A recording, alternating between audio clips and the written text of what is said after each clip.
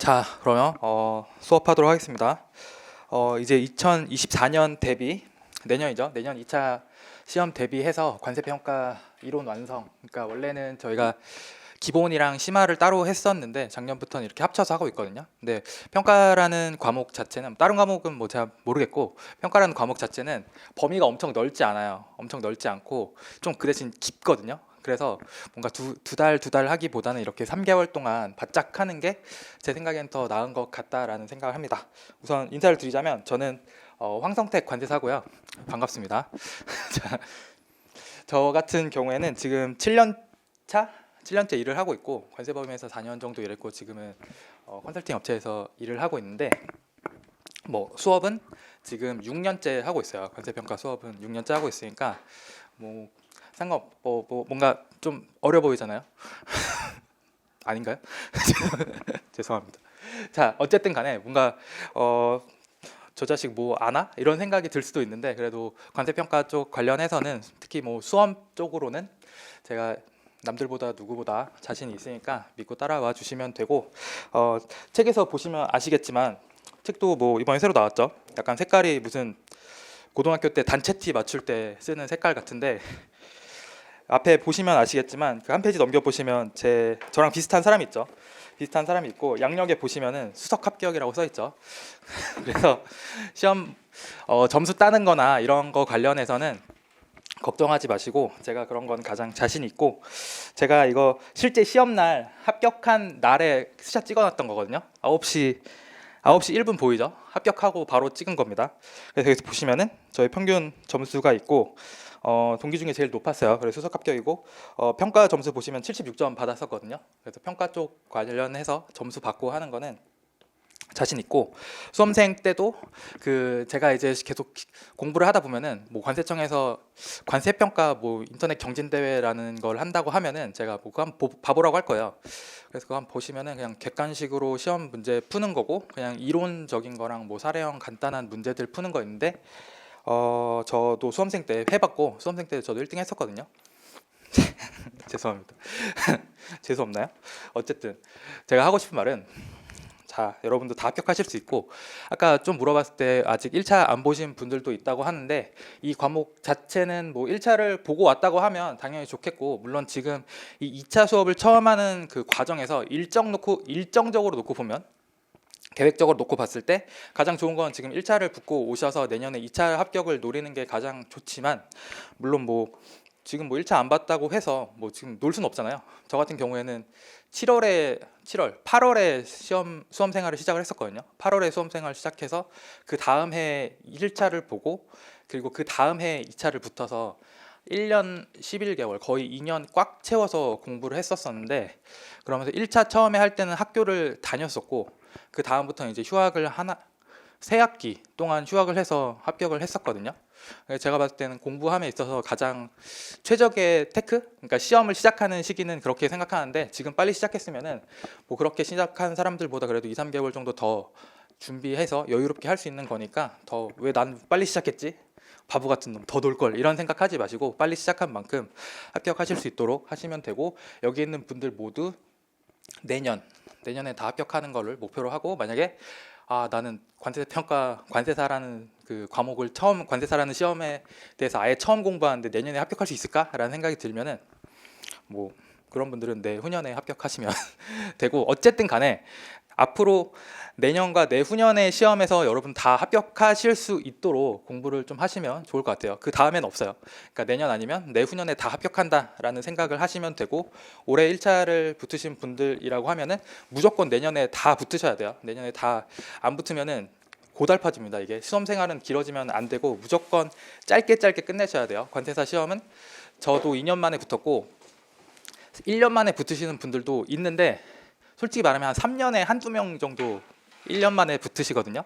근데 뭐 안 된다는 건 아니죠. 안 되는 건 아니니까 아예 0%는 아니니까 열심히 하세요. 열심히 하시고 저 같은 경우 7월에 했었고 그 다음에 1차를 보고 그 해 2차를 봤을 때 거의 50점 가까이 그냥 확 여세요. 그냥 50점 가까이 나왔었거든요. 그러니까 하면은 될 수도 있어요. 저 같은 경우는 실패했었는데 어쨌든 간에 동차하시는 분들 있고, 저는 합격자 모임이나 이런 거 가면은 동차하신 분들, 그 1년 만에 붙으신 분들이 제일 멋있다고 생각하거든요. 왜냐면 뭐 수석 합격은 저도 해봤으니까 그냥 그러려니 하는데, 이렇게 1년 만에 붙으신 분들 되게 멋있다 생각하는데, 여러분들도 다 그렇게 하실 수 있고, 올해 1차 붙으셔도 내년에 1차 안 보시는 분들은 무조건 붙으셔야 돼요. 이거는 핑계가 없습니다. 솔직히 전업 수험생인데 본인이 1년 정도 열심히 했으면은 누구나 충분히 합격할 수 있는 수준까지 올라갈 수 있거든요.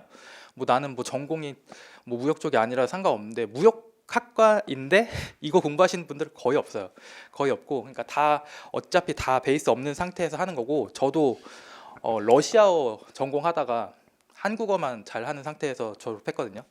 그러니까 전공이랑 뭐 이런 거 아무것도 상관없이 관세사 시험은 그냥 주어진 교재만 열심히 공부하면 되는 시험이라고 생각하시면 되고, 그리고 오늘 수업 끝나면은 뭐 쉬는 시간이든지 어떤지 간에 그 인터넷에 보시면은 제 합격 수기가 있어요. 제가 합격했을 때 쓴 수기가 있거든요. 그거 한번 읽어보세요. 제가 최근에 한번 다시 읽어봤는데 잘 써놨더라고요. 그러니까 인터넷에 그냥 황성택 관세사 치시면은 뭐 학원에서 홍보하는 여러 가지 나오는데 다 필요 없고, 아래쪽 같으면 기사 쪽 가서 보시면 법률 저널에서 쓴 거 있거든요.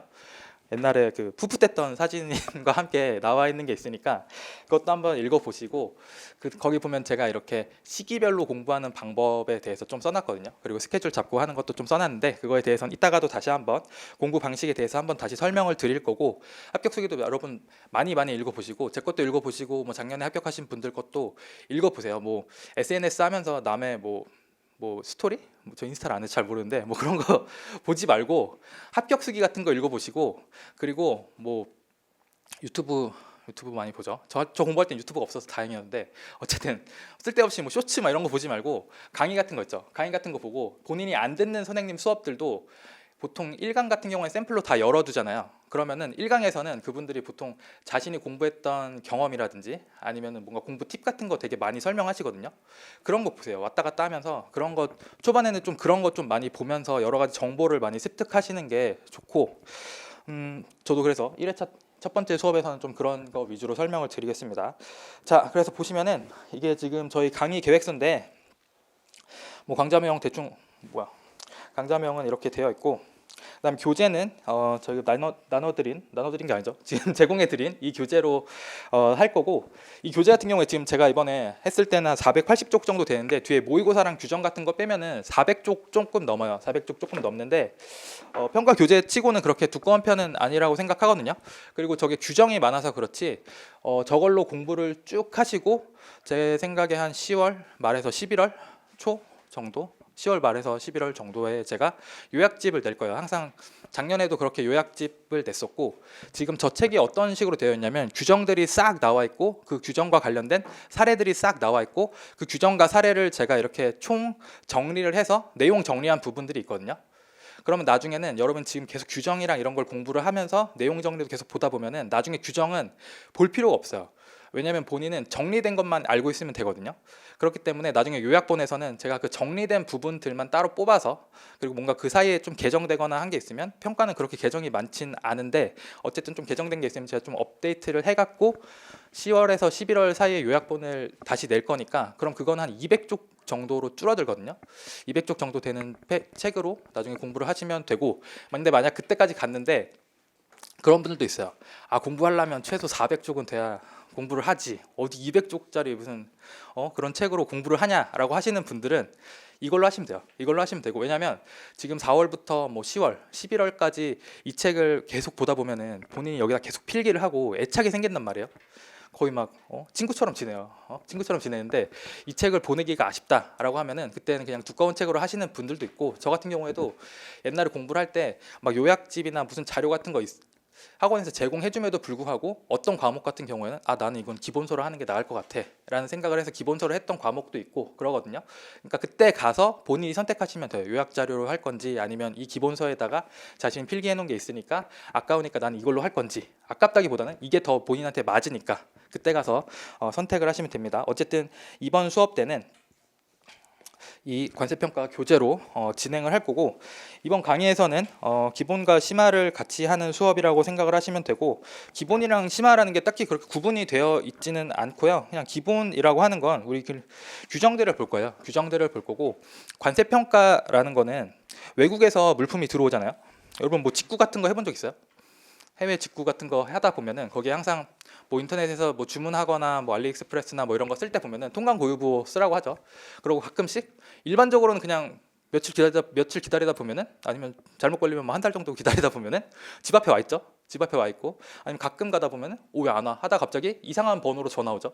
이상한 번호로 전화 오면 갑자기 뭐 관세사무소 뭐 어쩌고 저쩌고 막 얘기하면서 뭐 어쩌고 뭐 관세를 내야 되는데 어쩌고 저쩌고 막 얘기를 한단 말이에요. 그럼 어떻게 생각해요? 보이스피싱이다 막 이런 식으로 생각하고 하는 경우가 많은데, 인터넷 찾아보면은 그거 맞다라는 식으로 돼 있으면 다시 전화해서 얘기를 들어보면은 뭐 밸류가 어쩌니 저쩌니 막 하면서 막 얘기를 하잖아요. 그런 식으로 얘기를 하고 뭐 세금을 얼마를 내셔야 되는데 어디로 입금을 하시고, 그럼 또 어떻게 생각돼요? 이 새끼 다시 생각해보니까 보이스피싱이 맞는 것 같다 이런 식으로. 어쨌든 간에 그런 식으로 얘기하는 게 왜 그러냐면은, 외국에서 물품이 들어오면은 우리가 수입 신고를 하잖아요. 수입 신고를 하는데 직구 같은 거 하면 보통 150불 이하는 면세가 적용되니까 그냥 들어오는데, 가끔 보다 보면 자기가 비싼 걸 시켰다라고 하면 150불이 넘었다라고 하면 세금을 내야 되거든요. 그럼 세금을 낸다라고 하면은 세금을 내기 위해서 우리가 다 수입 신고를 하는데, 그 수입 신고를 할 때는 이 물품이 무엇인지, 이 물품의 가격은 무엇인지, 수량은 얼마인지라는 거, 이런 거 여러 가지를 다 신고를 해야 돼요. 그럼 그 물품이 무엇인지에 따라서는 관세법뿐만 아니라 수입을 하기 위해서는 엄청 다양한 법들이 같이 저촉이 되거든요. 우리가 이런 애플워치라든지 뭐 이런 아이폰이라든지 이런 아이패드라든지, 약간 앱등이 같나요? 이런 거를 많이 뭐 수입한다라고 하면은, 이런 물품들은 다 여기서 뿜어져 나오는 전파가 있단 말이에요. 전파, 이렇게 몸에 좋죠. 이렇게 전파, 이 몸에 좋은 전파를 우리가 맡아야 되는데, 이게 사람한테 해를 끼치면 안 되기 때문에 전파법이라는 법이 또 따로 있어요. 그리고 이걸 꼽는 이런 충전기라든지 이런 것도 전파가 나오기 때문에 전파법 관련된 게 있고, 또 코드를 꼽기 때문에 전기용품 관련된 법도 다 있고, 그다음에 우리 먹는 거는 다 수입식품 관련된 법에 다 저촉이 된단 말이에요. 그럼 물품이 어느 거냐에 따라서 그런 법과 관련된 내용들, 요건들도 우리가 다 이행을 해야 되고, 엄청 다양한 법들이 있단 말이에요. 근데 관세평가는 그 중에서도 뭐냐면, 이 수입 물품의 가격을 보는 거예요. 가격, 맞죠? 그 가격을 알아야지 우리가 관세를 산출을 할 수 있단 말이에요.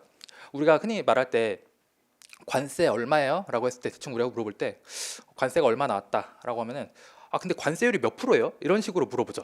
맞죠?